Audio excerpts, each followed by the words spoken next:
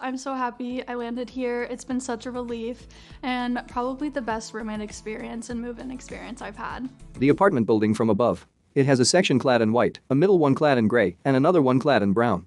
The Nashville skyline is in the distance.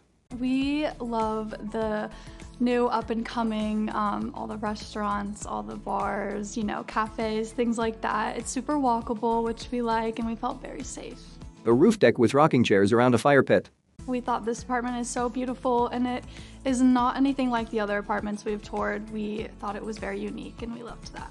So shared living means that you guys are sharing a common space, but each of your own rooms is your own lease, and you have your own private lock, your private bathroom, and air conditioning, heating system. So you kind of are responsible for those things, and then the living room, the kitchen is more shared.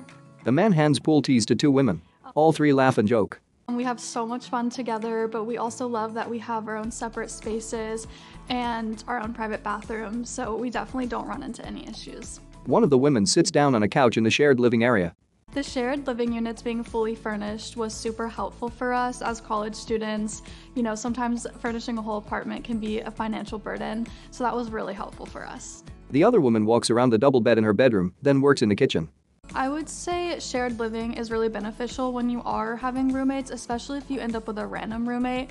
It's helpful because you don't have to worry about maybe any obstacles they run into. You're just responsible for your own lease, and we don't have to worry about any miscommunications or any delays and getting rent paid. It's just all on our own.